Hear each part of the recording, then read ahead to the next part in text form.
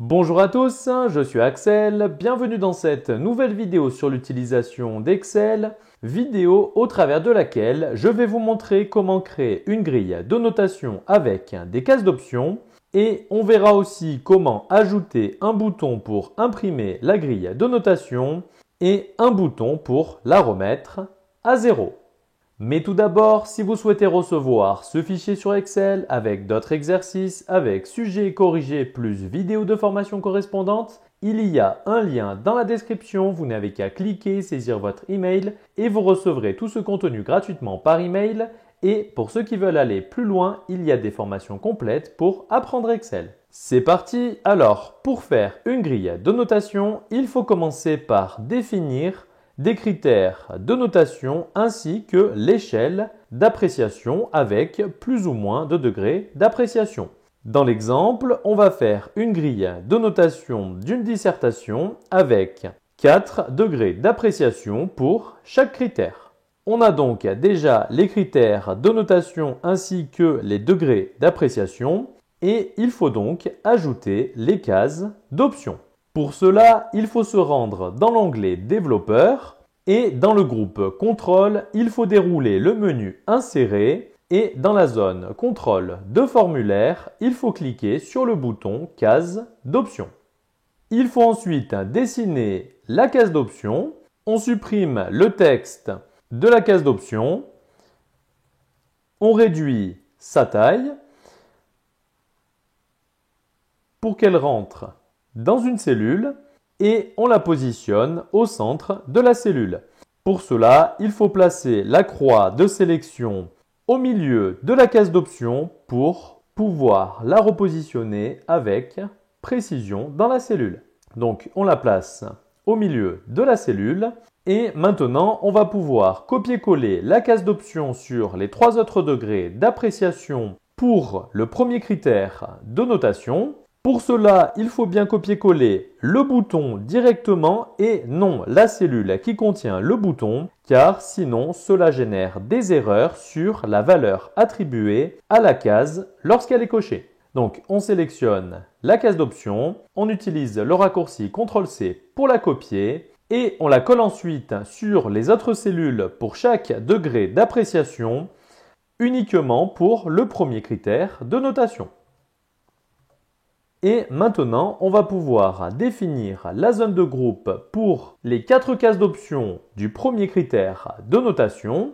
Pour cela, il faut à nouveau se rendre dans l'onglet Développeur, puis il faut dérouler le menu Insérer et toujours dans la zone Contrôle de formulaire, cette fois-ci, il faut cliquer sur le bouton Zone de groupe. Il faut ensuite dessiner la zone de groupe de façon à ce qu'elle englobe toutes les cases d'options. On supprime le texte et on réduit sa taille de manière à ce que les bords de la zone de groupe soient à l'intérieur du quadrillage.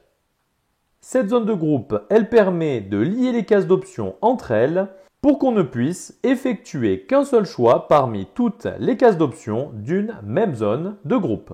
Et pour améliorer le visuel, on va supprimer le cadre de la zone de groupe. Pour cela, il faut se rendre dans l'onglet Accueil, puis il faut dérouler le menu Rechercher et sélectionner et il faut cliquer sur Volet Sélection. Et dans le volet Sélection, pour masquer le cadre de la zone de groupe, il faut cliquer sur l'œil situé à droite de la ligne Groupbox. Et on peut fermer le volet Sélection. Et maintenant, on va pouvoir dupliquer les cases d'options sur tous les autres critères de notation. Pour cela, il faut commencer par sélectionner toutes les cellules qui contiennent les cases d'options, puis il faut les copier en utilisant le raccourci CTRL-C. Il faut ensuite sélectionner toutes les autres cellules qui doivent contenir des cases d'options. Donc, on les sélectionne par bloc. Et pour toutes les sélectionner, il faut maintenir la touche CTRL enfoncé afin d'effectuer plusieurs sélections en une seule fois. Et il ne reste plus qu'à coller les cases d'options sur les cellules sélectionnées en utilisant le raccourci CTRL-V. Et on va maintenant pouvoir définir la cellule liée pour chaque zone de groupe. Alors ici, il ne faut surtout pas définir de cellules liées avant de dupliquer les cases sur les autres lignes, sinon cela génère des erreurs. Et il suffit de définir la cellule liée pour une seule des cases de la zone de groupe pour que celle-ci soit définie pour toutes les autres cases de la même zone de groupe. Donc on commence par la zone de groupe du premier critère de notation. Donc on effectue un clic droit sur n'importe laquelle des cases d'options de ce critère de notation, puis il faut cliquer sur Format de contrôle et dans la fenêtre qui s'ouvre, il faut cliquer sur la zone Cellules liées et on sélectionne la cellule. Dans l'exemple, pour les cellules liées, on va sélectionner à chaque fois la cellule située juste à droite sur la colonne G. Et on valide en cliquant sur OK. Et on effectue la même opération pour tous les autres critères de notation.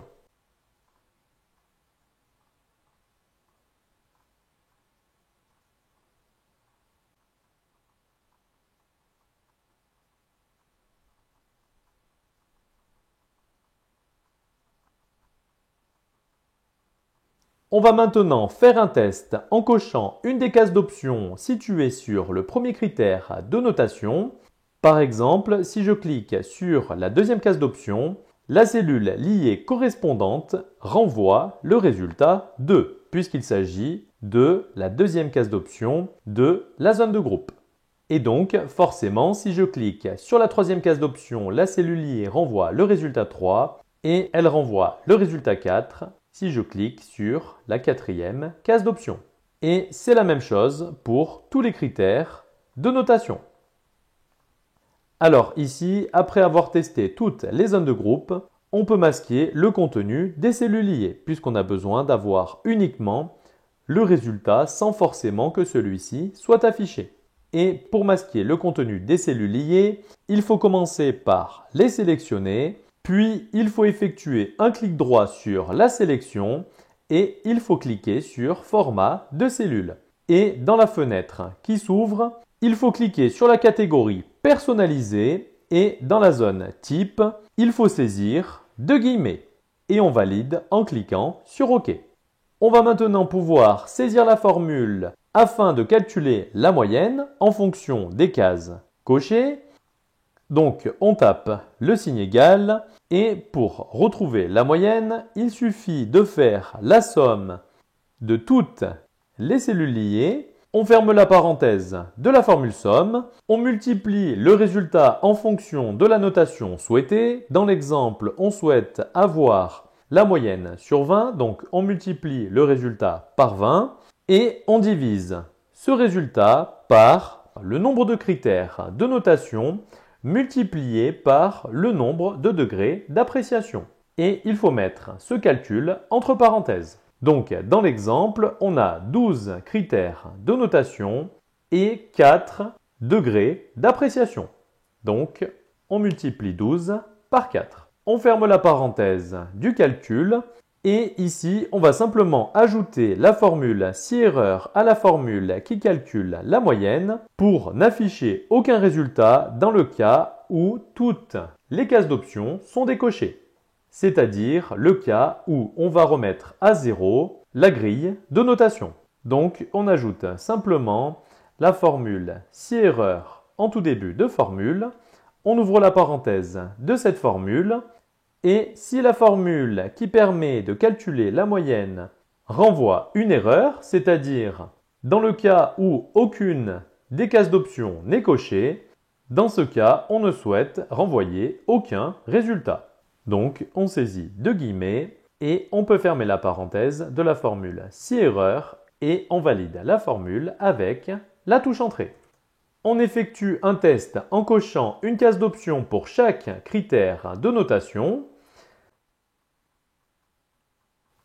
Et ici, en fonction des cases cochées, on obtient bien la moyenne sur 20. On va maintenant ajouter le bouton pour remettre à 0 la grille de notation. Alors, pour la remettre à 0, il suffit de supprimer le contenu de toutes les cellules liées. Pour cela, il faut simplement les sélectionner et appuyez sur la touche Supr. Cela permet de décocher toutes les cases d'options de la grille de notation sans altérer leur fonctionnement. En effet, si je clique à nouveau sur une case d'options, la cellule liée renvoie toujours un résultat en fonction de la case cochée. Mais pour éviter de devoir effectuer cette manipulation manuellement, on va créer une petite macro pour faire la remise à 0 de la grille de notation en un clic. Et pour enregistrer une nouvelle macro, il faut se rendre dans l'onglet Développeur, puis il faut cliquer sur le bouton Enregistrer une macro. Et cette macro, on va l'appeler Effacer grille notation. Et on peut cliquer sur OK. Et à partir de maintenant jusqu'à ce qu'on clique sur le bouton Arrêter l'enregistrement, tout ce qu'on va faire à l'écran va s'enregistrer dans la macro et se reproduira lorsqu'on cliquera sur le bouton auquel on va affecter la macro. Et comme on l'a vu, pour remettre à 0 la grille de notation, il suffit d'effacer le contenu de toutes les cellules liées. Donc, on les sélectionne et on appuie sur la touche Supr. Et pour finir, dans l'exemple, on peut sélectionner la cellule avec le nom de l'étudiant pour passer directement à l'étudiant suivant lorsqu'on cliquera sur le bouton pour remettre à 0 la grille de notation. On peut maintenant arrêter l'enregistrement de la macro et il ne reste plus qu'à insérer un bouton afin d'y affecter la macro qu'on vient d'enregistrer afin que la macro s'exécute à chaque fois qu'on clique sur le bouton. Donc pour insérer un bouton, il faut se rendre dans l'onglet Insertion et pour le bouton, on va simplement utiliser une forme, par exemple un rectangle au coin arrondi. On dessine ensuite la forme, on y ajoute un petit effet comme une ombre externe en bas, on saisit le texte Effacer pour faire comprendre à l'utilisateur que ce bouton permet de remettre à 0 la grille de notation. On sélectionne le texte, on le met en gras, en blanc, on augmente la taille et on le centre horizontalement et verticalement. Et il ne reste plus qu'à affecter la macro au bouton. Pour cela, il faut effectuer un clic droit sur le bouton, puis il faut cliquer sur Affecter une macro. Et dans la fenêtre qui s'ouvre, on sélectionne la macro qu'on a enregistrée juste avant, à savoir la macro Effacer grille notation, et on clique sur OK pour l'affecter. On désélectionne le bouton en utilisant la touche Échappe. Et pour tester le bouton, on va cocher à nouveau une case d'option pour chaque critère de notation. Toutes les cases sont cochées et si je clique sur le bouton Effacer, la grille de notation se remet bien à 0. Et pour terminer, pour imprimer uniquement la grille de notation, il faut définir une zone d'impression. Pour cela, il faut commencer par sélectionner la zone qu'on souhaite imprimer. Dans l'exemple, on sélectionne toute la grille de notation, puis il faut se rendre dans l'onglet Mise en page. Il faut ensuite dérouler le menu Zone Impression et il faut cliquer sur Définir. Et si on se rend dans l'aperçu avant Impression, cela permet bien de n'imprimer que la grille de notation. Et vous pouvez aussi créer un bouton d'impression, mais j'ai déjà fait une vidéo à ce sujet et je vous mettrai le lien vers cette vidéo dans la description.